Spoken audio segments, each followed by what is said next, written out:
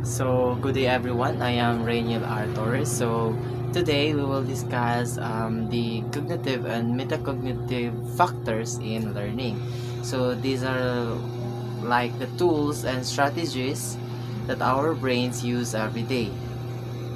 So, first, what are these factors? So, cognitive factors are the basic skills like attention and memory, while metacognitive factors are about how we plan, check, and improve our learning. So, these two together is they help us learn more effectively. Like, uban jud silang duha perminte.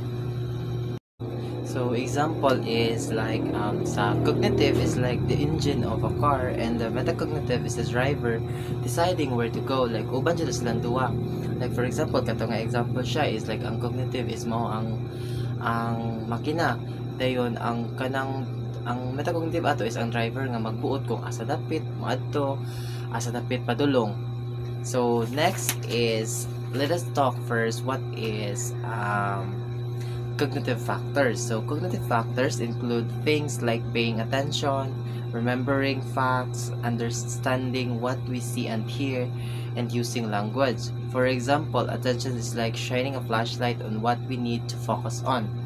Like for example, kanang mag-study ka.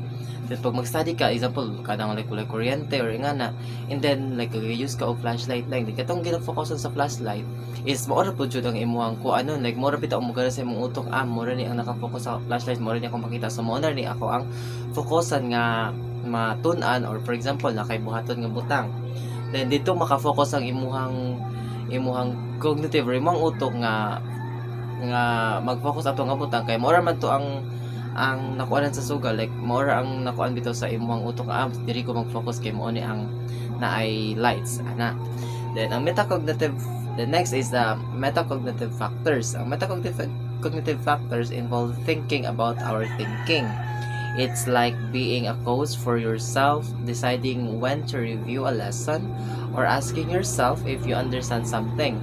Ang metacognitive is like mura bitaw siya og kanang mura siya coach, pangutan siya, pangutan mong kaugalingon kung nakasabot ba ka ato nga lesson, murag i-review nimo ba, i-test nimo imong kaugalingon kung nakasabot ba ka ato nga lesson, and or kadang kung kanus aban nimo ni buhaton ni nga task or kanus for example mag-study ka, kung kanus ka mag-study. So muna siyang metacognitive factors. So before we continue to our discussion, before we talk about the different factors of cognitive and metacognitive in learning, let us know first our intended learning outcome. So our intended learning outcome is to analyze research findings to explain cognitive and metacognitive factors in learning. So let's go to the proper discussion. So now let us talk about the different factors of cognitive and metacognitive in learning. So first is the intelligence or practical intelligence. So practical intelligence is what we often call street smarts. It involves applying knowledge and skills to everyday situation, adapting to new environment, and solving practical problems. For example, fixing a broken appliances. Like mag-use ka og anang knowledge nimo nga for example katong guba nga appliances lesson pud og mag-ayo-ayo ka tapos wala di ka kabalo kung unsay guba ato, kung unsay dapat nga ayuhon ato, unsay dapat ibutang day ato para nga maayo siya, and our navigating a foreign city all require practical intelligence. Like for example mo gusto ka makatuon og mga kuan sa lain country nga na gusto ka maturito, dapat kabalo ka kung sa ilahang mga culture dito, ilang kung sa ilang inistoryahan, gusto ka maka-learning ana. So dapat nakay knowledge about sa ilaha. And the next factors of cognitive and metacognitive is the age and learning. So how age plays a role in our learning. As we get older, our brains develop and our ability to think abstractly improves. This is part of what Jean Piaget described in his stages of cognitive development. For instance, a study by Kunzru Liu in 2012 found that older learners, like adults taking the TOEFL, might use different and often more sophisticated cognitive strategies than younger learners. Okay, for example, ingani, a young child might learn best by seeing and touching an object. But an adult can understand complex ideas just by reading about them. So it means ang learning is nagabase siya sa age sa isa ka tawo. Kay for example, katong child, maka-learn sila through kung sa ilang matouch, like maingon mo nga ingano ning pag-describe ay mahawiran lang okay ko ani siya kanang apple ni siya or something ni siya nga ingani nga butang. Dili pa nila mabalaan dahil kung unsa no siya, kung dili nila makita or dili nila mahawiran kung unsa to siya nga butang. While ang mga adult is through kuanda yun is naman gud sila complex ideas ba kay na sila bitaw kanang more bitog mature na kay na pangunoon ang kabalo din sila kung unsa na siya nga butang, dili na need nga kato mga simple nga mga words, simple nga mga butang is dili na need nga i-explain sa ila kung unsa to sila kay because wide na ang ilang pag-iisip kay tungod kanang mamutig yung na as we grow older, daghan na pud kayo og makuha na nga to ang brain bitaw, daghan na kitang mabalaan tungod sa ato ang palibot. And the third one is the level of education. So the level of education, you have also significantly impacts how you learn. So Kinzer-Lewis in 2012 study also showed that university students use different and often more complex reading strategies compared to senior high school students. This is because higher education often trains you to analyze information more deeply and critically. For example, as university students might break down a long research paper into sections, identify the key arguments, and evaluate the evidence, while a high school student might simply read it from the start to finish. Like, ang kuan siya is na-adjust siya ka ng level of education, depende siya sa school. Like for example, katong gingon niya nga university schools na kato sila is like ginakuan na jud nila for example sa papers sa mga research para ma-understand jud nila og ayo bitaw is like gibahin nila by section kay para makuha nila nga okay ingani ang buhaton ingana, while sa senior high school student is like more on ginakuan na siya ba diretso na bitaw, wala na step by step nga kuan para kuan murag diris lahos-lahos na sila. Ang kato kasi sa university na siya step by step nga kuan na siya pagkasunod-sunod nga step para nga mas easier sa ilaha nga masabtan to siya nga lesson. So and lastly is the use of cognitive strategies for instruction or the CSI. This is an approach that directly teaches you thinking skills and processes to improve your learning. It's not just about what you learn, but it's about how you learn. The cognitive strategies instruction helps develop both your cognitive and metacognitive abilities. Besides formal instruction, factors like consistent study, regular practice, guidance from teachers, and real-world experiences also play a huge part. For example, ang cognitive strategy instruction might teach you how to use a graphic organizer to break down a difficult topic, making it easier to understand and remember. Muna ang rules sa cognitive strategies for instruction, like gina-breakdown niya ang isa ka, like for example nailisod kayo nga lesson or lisod kayo nga activities, like dayang bin ang kuan ana rule ana sa CSI is like gina-divide niya siya ang isa ka lesson kay para kato siya nga lesson is like dali ra siya masabtan, dali ra ma-understand sa mga students or sa learners ang usa ka lesson. So now let's move on to the different strategies that help the student process information. So first is provide organized instruction. This means making the structure and relationship of the material very clear, often using tools like concept maps or other graphic representation. This is super important when you are introducing a brand new topic. Imagine trying to learn about the history of the Philippines without a timeline or a map showing different regions. It would be much harder sa mga learners. So a concept map helps you see how all the pieces fit together. Like for example, maghimo ka og isa ka lesson, and then dapat katong nga lesson nimo is naka-i-provide bitaw nga madali ra makasabot, ang dali ra ma-understand sa mga student nimo. Dali ra sila makasabot ato nga lesson. Muna siya ang provide organized instruction. So another strategy is to use the single coherent representation. This means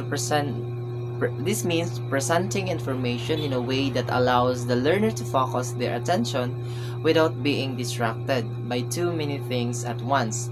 For example, if you have a written explanation and a diagram, make sure they complement each other without being redundant. You don't want the text just repeating what's already obvious in the pictures, as that can split your attention and make it harder to learn. Like for example, kana maghimo ka og ang imong lesson is like kanang nga example sa PowerPoint nimo. Dili na dapat nga like magbalik-balik bitaw ang imong mga text, magbalik-balik kung unsa ang imong, for example katong naa sa picture is map. Is ibutan pa jud mo nga text is map. Redundant na kayo siya. Para ato is like ang mga students like boringan na kayo sa imong lesson. It because gabalik-balik na ang mga words nga imong ginagamit. And next is to link new materials. It is really effective to link new materials with what you already know. This is called mental scaffolding. When you connect new information to existing knowledge, it becomes easier to grasp and remember. Like kung unsa imong kuan ba, for example na kay bag-o nga learn nga words or information, and then kato siya nga information is like kabalo na kabitaw ay nakay nabalan ato about ato nga information, murag i-connect nimo siya kay para nga mas masabtan nimo to siya nga information. Mo na siya ang link new materials. I-add nimo siya or i-connect nimo siya sa imuhang mga ang imuhang nabalaan nga information sa imuhang daan nga knowledge. And next is the carefully analyze the attention demand of instruction. So when designing a lesson, carefully analyze how much attention it will require. Don't overwhelm students with many elements at once. For example, instead of having a single slide jam-packed with 10 different points, consider splitting into 2 slides each with 5 points. This makes easier for students to digest the information without feeling overwhelmed. Like for example, magpa-quiz ka. Kato siya nga quiz is like nag-consist siya og 10 points. So ang student ang isa po nato ay ang student po is like kada bitong okay dako kayo siya points dapat tarong jud ako ni like dapat i-exaggerate na ako ni unsa ako ni pag-answer ingana. But imong button is like tungaon nimo to siya, then itunga nimo siya ang points kay para nga dili ra bitaw dako kaayo ang points. Example, tungaon nimo siya into 2 or 3 ang question, magbuhat ka lang question, then butangan nimo siya og mga 5 points each or 3 points each kay para nga dili kayo mo kuan ng students kay para bitaw murag control ra sila or like kanang dili kayo sila ma-overwhelmed sa pag-answer, dili kayo sila ma-pressure unsa ang pag-answer to siya kay because mabuhaton nila ay ma-overwhelm sila kay like dako kayo ang points nga imong gihatag. And next is recognize that everyone has limits to their attention. So as a teachers, we can help students focus by guiding them to identify the most important parts of the materials. Teach them to separate what is absolutely essential from what is merely supplementary. Highlighting key sentences in a text is a great way to direct their attention to the core concept. Like dili na kadagan pa kaayo ka og kanang etos takantay kag istorya, direct to the point kay para katong student is makapokus siya or mas makabalo din siya nga okay mao day ni kana day ang answer. Di na kay daghan pa kay kag pasikot-sikot, then ang student is naglibog na kung unsa ilang buhaton kay or unsa ilang itubag ato nga example question kay it because lisod na kayo sa ila kay daghan na kay kaog mga gipang istorya. But also I but direct to the point jud kay para nga ma-understand dayon sa student kung unsay answer ato or unsay gusto nimo maipa go ay unsay gusto nimo ipahiwatig nga kung unsa to siya about nga question or discussion. And next is recognize the limitation of short-term memory. So our short-term memory can only hold a limited amount of information at any given time. That's where the technique of chunking comes in handy. By grouping information into smaller related sets, we can make it easier to remember. For instance, instead of trying to memorize 15 random words, group them into 3 categories, each containing of 5 words. This makes the task much more manageable. For example, magpakuan ka sa isa ka students, nakay mga words nga ipabuhat sa ipamemorize sa ila. So dapat i-consider pwede mo nga naay mga students nga like naay mga short term memory, like dali na kay makalimot. So imong bahaton is like kanang kung ano nimo, like i-delete nimo siya, i-delete so bitaw nga okay kani 15 words memorize ni siya tanan. Dili like kanang for example karon nga adlaw i-memorize nimo sa iya ang 5 words. So i-kuan nimo sa i-kuan niya sa imo i-recite ang 5 words. So by that dili kaayo dili dayon niya malimta it because gamay ra kaayo. Muna ang nice nga buhaton para sa katong mga student nga short mga short memory is match your encoding strategy with the materials. Like for example, if you are a visual learner, use pictures, diagrams, and mind maps. So if you are an auditory learner, listen to recording or discuss the materials with others kay para nga mas makabalo ka nga okay unsay need na ko i-improve, unsay dapat akong buhatay ba ma-improve pa to akong ma-improve pa ko as a auditory learners ana. Okay, next is arrange the variety of practice opportunity. So provide students with ample opportunities to practice what they've learned. However, it's not enough to just practice in the classroom. So help students see how they can apply their knowledge in real world situation. For example, after learning about fraction, pwede nimo sila ipakuan nga ang student nga gamiton sa ilang balay. For example, while magluto sila, using measuring the ingredients for recipe. Nga na, like for example, mag-bake sila. So, ma-use Japon to ang fraction. Ang imong lesson kay para nga mas ma-practice pa nila tong about fraction kay gayus man sila mag-measure sila kung pila ka kuan ingani ang gamiton. So kay para makabalo po sila bitaw. So imong isa just nga gamiton siya in real world situation ang ilahang mga na balaan or ang imuhang gidiscuss sa ilaha. So next is help students become self-regulated learners by teaching them effective strategies like summarizing and asking questions. Encourage them to summarize what they've learned in their own words and come up with a question they still have. This empowers them to take control of their own learning process. Like for example, i-question nimo ikuan nimo sila, i-ask mo sila nga i-summarize tanan nga lesson ninyo karon kay para nga na sila ma-istorya bitaw nga okay makita nimo nga for example nakakuan siya nakabalo siya nga okay nga to day ang lesson nga dili discuss. So using ato is like mapadali na lang bitaw kaayo sa student nga masabtan. And also kay para dili bitaw dayon nila malimtan ang imong lesson kay tungod natatak naman nila sa ilang utok kay because kipa-summarize man nimo sila sa imong lesson. So now let's move on to implication of cognitive theories. So in understanding cognitive theories is crucial for teachers. By applying classroom techniques based on these theories, teachers can help students develop their thinking skills and reach their full potential. So strategies like problem solving, problem-based learning, inquiry-based learning, and cooperative learning can also can all be used to foster critical thinking and problem-solving skills. So, and to create an effective classroom, we need to focus on an active involvement. Like, ang dapat dili nimo ipapil sa student nga dili sila belong sa imong class or sa isa ka classroom. Dapat kuan nimo para nakaibuhaton ng activities nga ma-involve ang tanan, maka-participate ang tanan.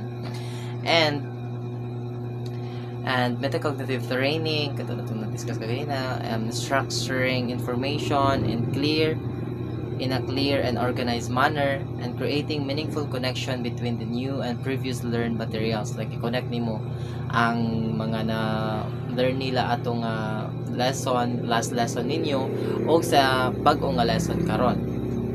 And group projects, discussion, and hands-on activities can all contribute to a more engaging and effective learning environment.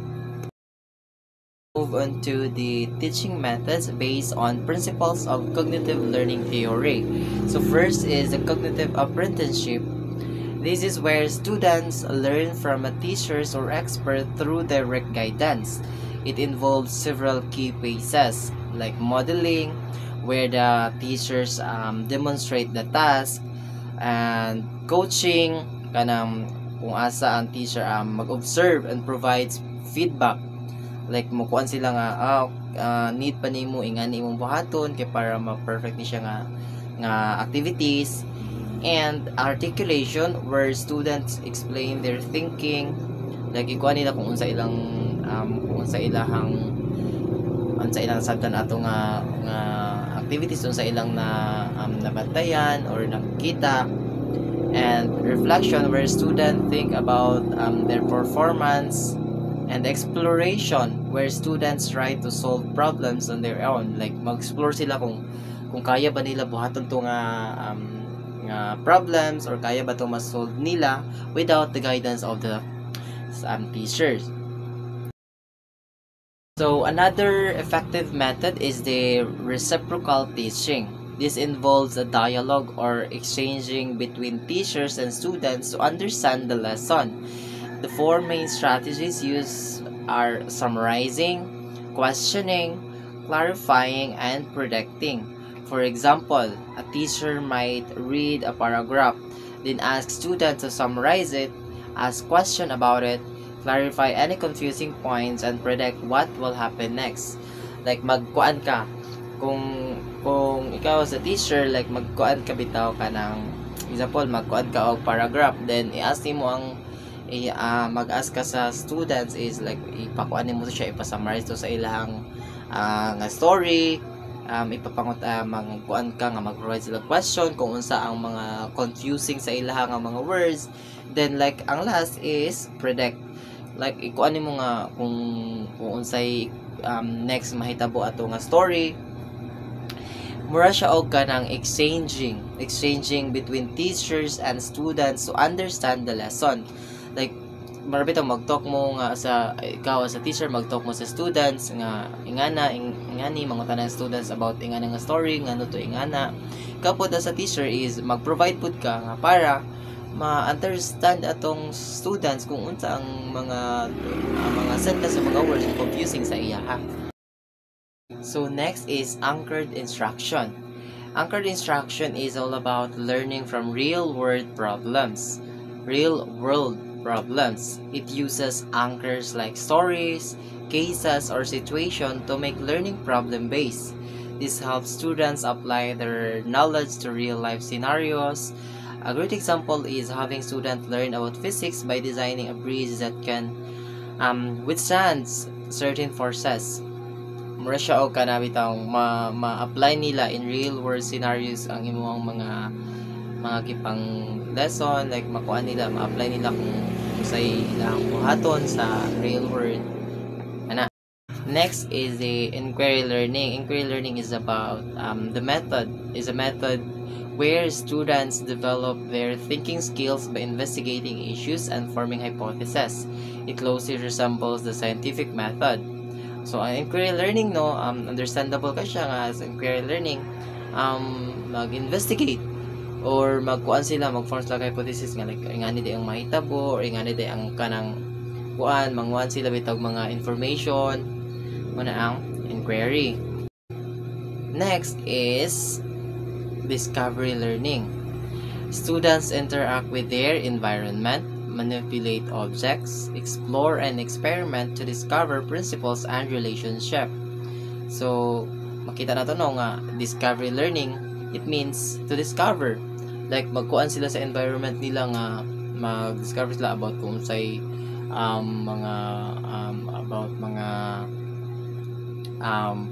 discover about principles and about mga relationship ingana. So lastly is the problem-based learning. So students are presented with real life problems, different real life problems that have many possible solutions. They must work together to find the most appropriate or best solution. Like kaning problem-based, daga sila og kanang real life problems, then like daghan kayo mga solution, then kato mga solution is like mamili sila ato kung unsay mas fit nga solution ato nga problem. So that would be all about the cognitive and metacognitive factors for learning. Bye bye.